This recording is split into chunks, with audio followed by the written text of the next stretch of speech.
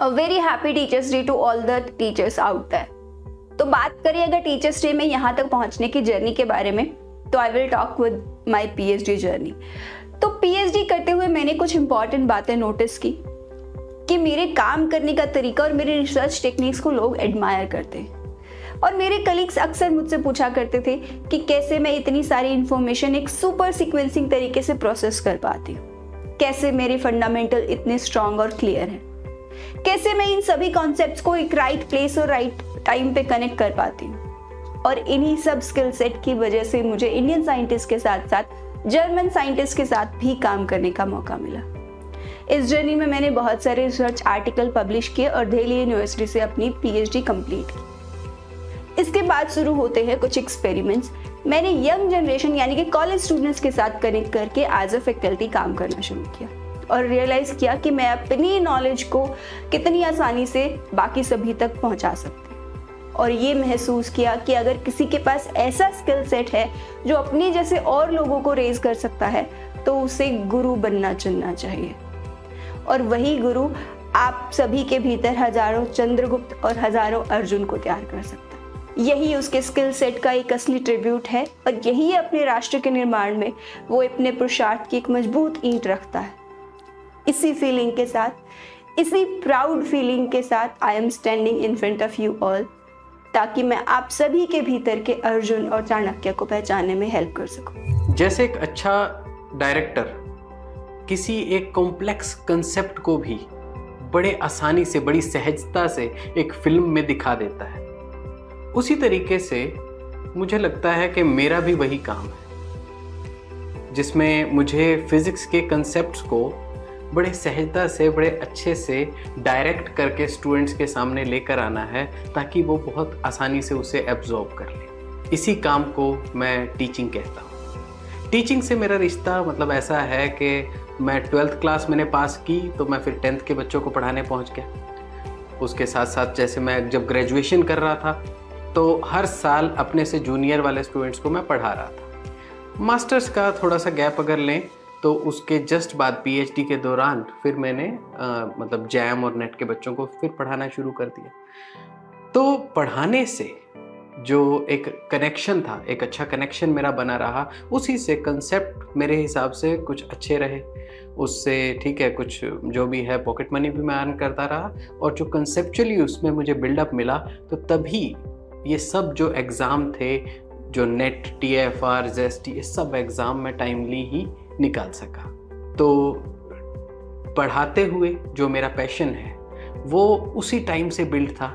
तो जब भी मैं किसी मुश्किल कंसेप्ट को इस तरीके से डायरेक्ट करता हूँ कि by the end of the lecture student उसको बड़े अच्छे से ग्रैब कर लें, बड़े अच्छे से उस कंसेप्ट को अंडरस्टैंड कर लें, तो उनके चेहरे पे जो एक स्माइल या उनके अंदर जो एक नया कॉन्फिडेंस मैं देखता हूँ, वो बस वही चीज़ है जिसके लिए शायद मैं इस प्रोफेशन में, और वो उनकी खुशी, वो उनकी स्माइल, वो एक कॉन्फिडेंस, वो वही है जो मेरे लिए बेशकीमती है। Teachers that radiates energy, that radiates purity of life, that radiates knowledge.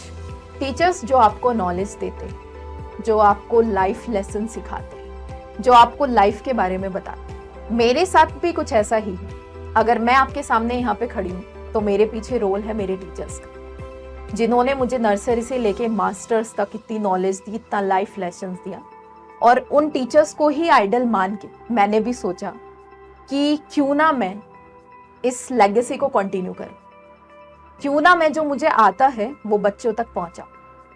Starting में काफ़ी डिफ़िकल्ट था, क्योंकि कोई भी चीज़ अगर आप करते हो तो स्टार्टिंग में डिफ़िकल्ट लगती है, और टीचर बनना इतना भी आसान नहीं होता है, क्योंकि जो चीज़ आपको आती है वो आपको किसी को एज इट इज़ ट्रांसफ़र करनी है, आपको उसे अच्छे से समझाना है। मैंने भी बहुत मेहनत की है, अभी भी मैं करती हूँ।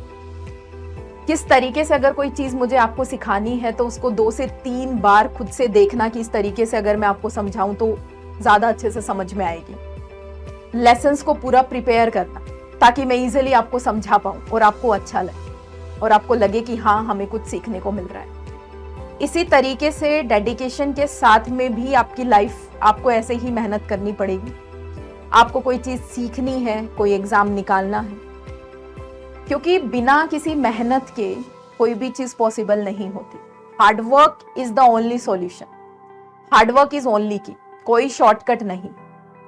मैंने भी मेहनत की है, उस मेहनत का रिजल्ट मुझे मिल रहा है। जब बच्चे आके बोलते हैं कि मैम आपकी वजह से मुझे ये वाली आईआईटी मिल गई है, मेरा आईआईटी बॉम्बे में सिलेक्शन हो गया है, मेरा आईआईटी दिल्ली में सिलेक्शन हो गया, उससे ज्यादा मुझे ऐसा लगता है कि जो मैंने मेहनत की है और जो मैं इस प्रोफेशन को फॉलो कर रही हूँ, दैट इज वर्थ इट। और मैं इसी तरीके से आगे करती रहूंगी, आप लोगों को सिखाती रहूंगी, इसी तरीके से मेहनत करती रहूंगी, आप भी इसी तरीके से मेहनत करते रहिए। कबीर जी ने गुरु के बारे में क्या कहा है? उन्होंने कहा कि अगर मैं पूरी धरती को कागज बना लेता हूं और जंगल में जितनी भी लकड़ी है सभी को अगर मैं कलम बना लेता हूं और 7 समंदर में जितना भी जल है अगर मैं उसको पूरे को शाही बना लेता हूं तो भी मैं अपने गुरु के गुणों का वर्णन नहीं कर सकता हूं। तो कबीर जी इसको लिखित फॉर्म में लेकर आए, दोहे की फॉर्म में लेकर आए। उन्होंने लिखा, सब धरती कागज करूं, लेखनी बनूं बन राय, 7 समुंदर की मसी करूं, गुरु गुण लिखा ना जाए।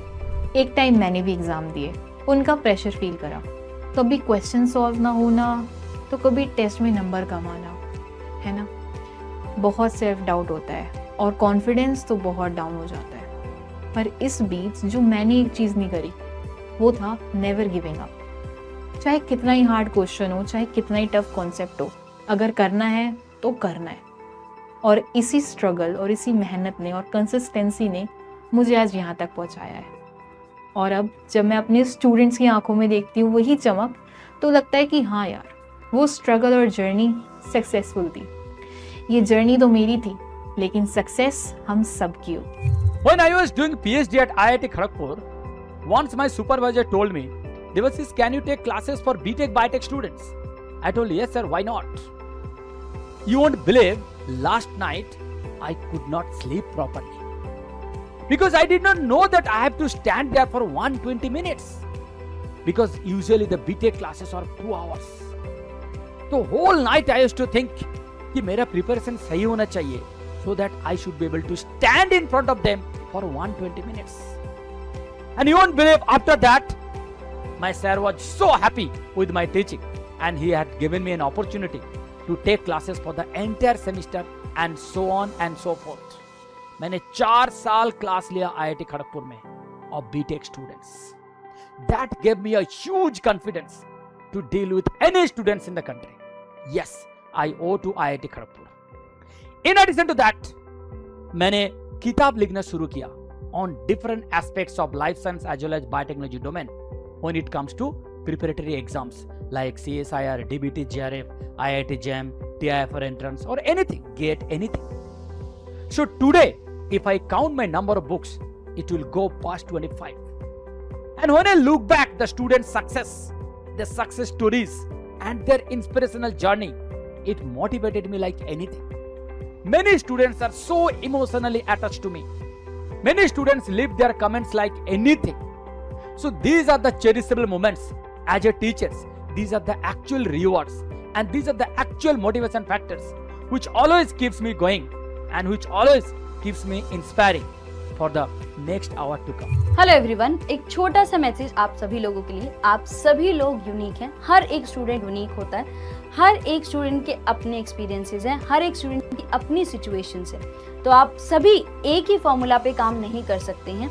वो चीज़ें ढूंढिए, अपने स्ट्रेंथ और वीकनेसेस को ढूंढिए, उन पर काम कीजिए, स्ट्रेंथ को और स्ट्रॉन्ग कीजिए, वीकनेसेस को ओवरकम कीजिए और वो फॉर्मूला ढूंढिए जो आपकी लाइफ को सूट करता है।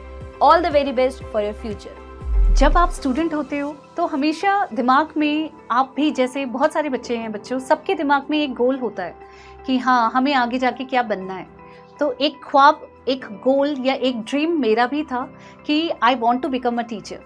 ऑल्दो जब आप बैचलर्स में होते हो, जैसे मैं जब बैचलर्स में थी, तो बैचलर्स के बाद मुझे ये नहीं पता था कि मुझे क्या करना है। तो उस टाइम पे जो आपके टीचर्स होते हैं, आपके प्रोफेसर्स होते हैं, उनका एक बहुत इम्पॉर्टेंट रोल आता है। उसी तरीके से मुझे भी मेरे प्रोफेसर ने गाइड किया और उन्होंने कहा बायोटेक्नोलॉजी का बहुत स्कोप है तो आप बायोटेक्नोलॉजी कर लो। तो उसी मोमेंट पे मैंने ये डिसाइड किया दैट मैं प्रिपेयर करूंगी JNU सीट के लिए और मास्टर्स करूंगी बायोटेक्नोलॉजी से, क्योंकि उस समय एग्जाम के बारे में भी ज़्यादा अवेयरनेस नहीं थी, तो इसीलिए बट इतना पता था कि JNU सीब एक एग्ज़ाम होता है और उसके थ्रू आप मास्टर्स कर सकते हो बायोटेक्नोलॉजी में।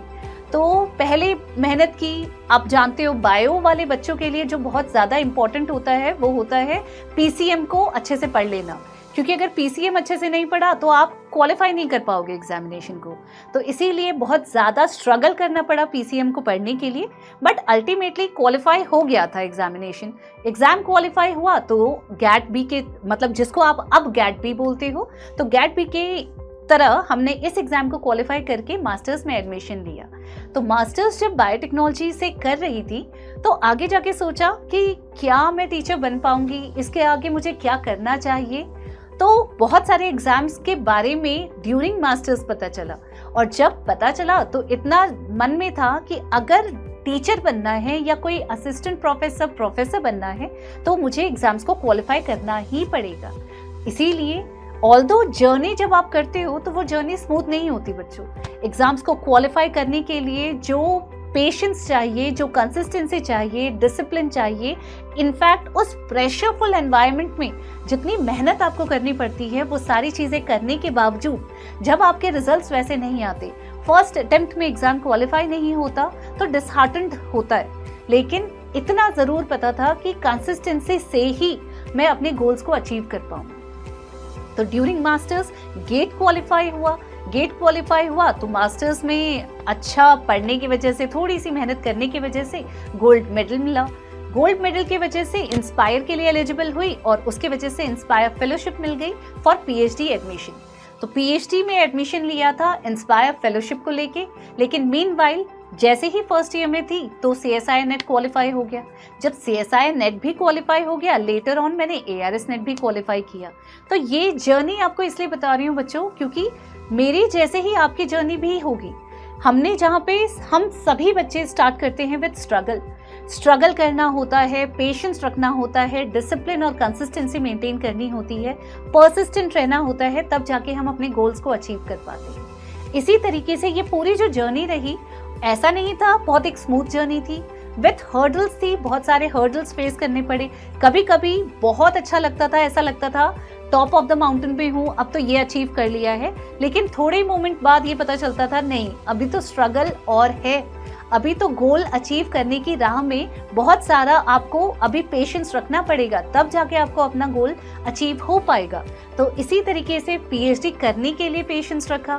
फिर PhD जैसे ही कंप्लीट हुई तो इंटरव्यूज के लिए ऑप्ट किया, इंटरव्यूज क्वालिफाई किए, और अल्टीमेटली जो ड्रीम था टू बिकम अ टीचर, और टीचर बन के जो चीज़ लगती थी कि ऐसा पढ़ाना चाहिए या ऐसे आप अंडरस्टैंडिंग पावर बढ़ा सकते हो बच्चों की, वो कैरी आउट किया। और देखिए मैं यहाँ हूँ, अगर मैं इतनी सारी जर्नी कंप्लीट करके यहाँ पे पहुँच सकती हूँ, अपने गोल को अचीव कर सकती हूँ, तो आप भी वो कर सकते हैं।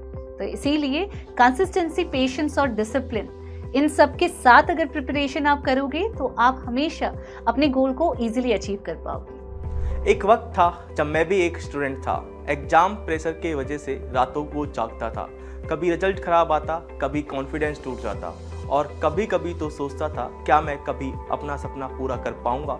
लाइफ ने बहुत एग्जाम्स लिए, फेलियर्स, स्ट्रगल्स और हर तरफ अनसर्टेनिटी, लेकिन एक चीज़ कभी नहीं छोड़ी, कंसिस्टेंसी।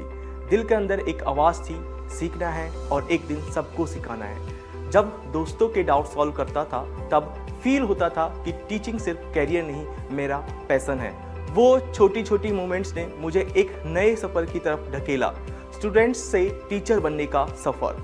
आज मैं सिर्फ अपने लिए नहीं बल्कि अपने स्टूडेंट्स के लिए लड़ता हूँ। उनके सपने मेरे सपने बन गए हैं, और जब उनकी आंखों में वो साइन देखता हूँ, लगता है सारी स्ट्रगल्स का जवाब मिल गया। टीचर बनना स्ट्रगल था, लेकिन सबसे बड़ा रिवॉर्ड भी वही था। जर्नी मेरी थी, लेकिन सक्सेस हम सब की है। आपको पता है, जब मैं अपनी IIT की प्रिपरेशन कर रहा था ना, मुझे भी बहुत ज़्यादा सेल्फ डाउट्स होते थे। क्या मैं एग्जाम क्लियर कर पाऊंगा नहीं, क्या मुझे मेरी मंजिल मिलेगी या नहीं।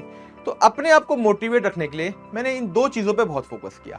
पहली चीज़, ऑलवेज कीप गोइंग। चाहे आपको अपनी पेस स्लो लग रही होगी, चाहे आपको अपनी प्रोग्रेस बहुत छोटी लग रही होगी, बट कभी भी रुकना मत, कभी भी चलना मत छोड़ना, क्योंकि जो चलना नहीं छोड़ते वो हमेशा अपना मंजिल पे पहुंच जाते हैं। तो ऐसा नहीं कि आपको अपना लग रहा है कि सर मैं तो बहुत धीरे धीरे आगे बढ़ रहा हूं तो इसका मतलब मैं तो बहुत लेट हो जाऊंगा। नहीं, you will always reach your journey. आपकी जर्नी बेशक स्लो होगी बट फॉर श्योर आपको हमेशा अपनी मंजिल मिलेगी and you will be very happy. दूसरी चीज जिसको मैंने हमेशा फोकस किया, जिसने मेरी हमेशा हेल्प करी, मैंने हर चीज को यू कैन से मैंने दुनिया को 2 कैटेगरी में डिवाइड कर रखा है, विनर्स और फ्यूचर विनर्स। तो अगर मुझे अभी तक अपनी मंजिल नहीं मिली तो इसका मतलब ये नहीं कि मैं हार चुका हूं, मैं फ्यूचर विनर की कैटेगरी में हूं। और मुझे इतना पता है जो रुकता नहीं है, जो अपनी मंजिल को छोड़ता नहीं है, वो पक्का विनर की कैटेगरी में तो है। तो I always focused on my self, I always new अगर मैंने रुकना नहीं छोड़ा, अगर मैंने अपनी हार्डवर्क को प्रॉपर तरीके से डेडिकेशन के साथ उसको अपने टारगेट की तरफ मैंने आपको आगे बढ़ाऊं तो 100% मुझे मेरा गोल अचीव होगा and for sure I will become an IITian। तो आज भी मैं आप लोगों को एक चीज बोलता हूं, keep working hard and always try for more. Wish you all the very best.